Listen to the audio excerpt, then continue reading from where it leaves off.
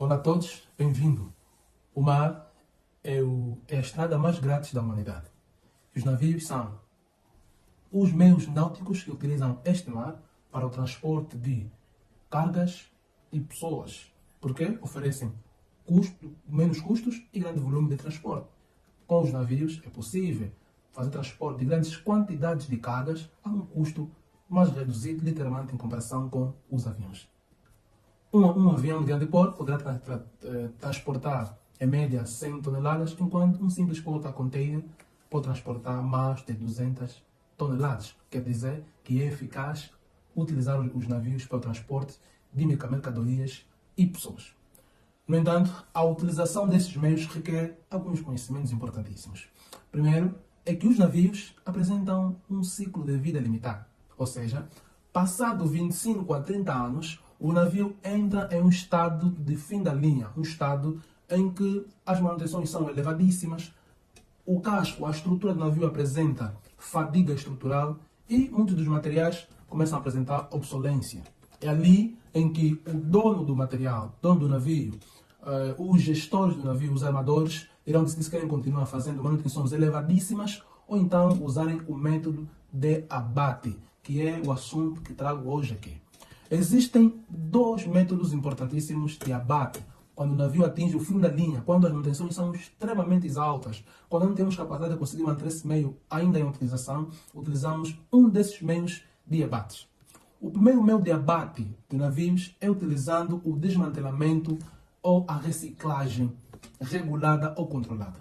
Nesse primeiro método, os navios prestes a atingir o seu período de fim da linha, vida útil, são enviados até estaleiros especializados, estaleiros que possuem convenções internacionais, que são certificados para efetuarem o desmantelamento, a reciclagem, o aproveitamento de materiais que ainda estão em pronto uso e, claramente, transformação do aço em matéria-prima fundida para utilização em outros processos.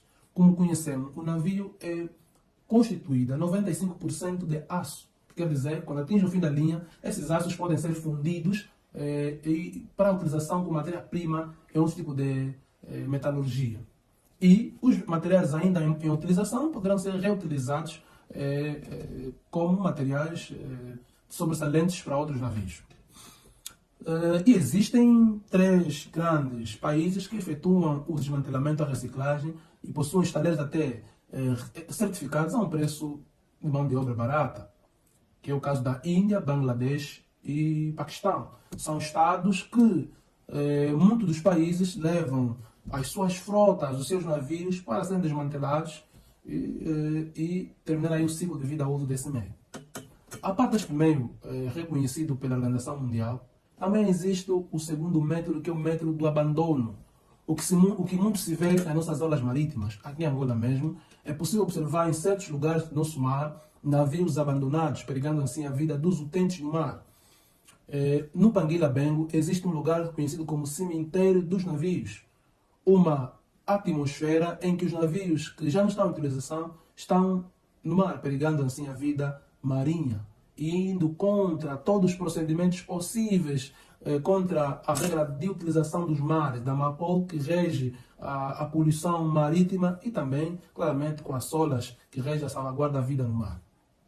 Esses métodos de abandono ou de navios, ou famoso cemitério de navio, acontecem muito porque muitos armadores ou proprietários, quando as suas frotas atingem o fim da linha, o ciclo da vida desse material terminou, não têm condições de permitir que estes navios sejam encaminhados até estaleiros especializados, até porque vai-se pagar taxas elevadíssimas, enviam estes navios a países que têm pouca fiscalização e são abandonados lá esses materiais, já aproveitando por ele mesmo alguns meios importantes.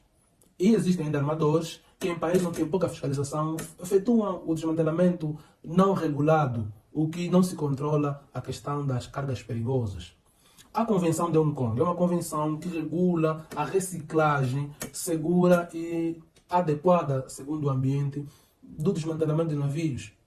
Nessa Convenção de Hong Kong existe um procedimento que é cobrado aos navios, que é o famoso inventário marítimo perigoso. Nesse inventário, os navios devem mencionar as cargas perigosas que existem, o que vai permitir que o estaleiro especializado facilmente consiga fazer o desmantelamento regulado. No entanto, muitos armadores entendem que o processo poderá ser custoso para a sua frota ou empresa, então encaminham os navios em países de pouca fiscalização, em muitos casos efetuam o desmantelamento não regulado e outros abandonam essas carcaças em mares, o que claramente vai contra todo tipo de procedimento marítimo que nós conhecemos. Toda a regra internacional sobre fiscalização do mar vai contra o abandono de materiais. Hoje por hoje, já existem meios eficazes, que é o caso do desmantelamento por via de estaleiros reconhecidos. Quer dizer, que se Angola tiver um navio de bandeira, por exemplo, uma empresa tem um navio de bandeira e precisa desmantelar o seu navio, como Angola não tem ainda um estaleiro especializado para tal, deve encaminhar esse navio, por arrestamento, de qualquer forma, até um estaleiro da Índia que é especializado, e esse estaleiro vai fazer o desmantelamento e aproveitamento de peças ou obras-primas, ou materiais importantíssimos, ainda que serão úteis para o tipo de processos industriais.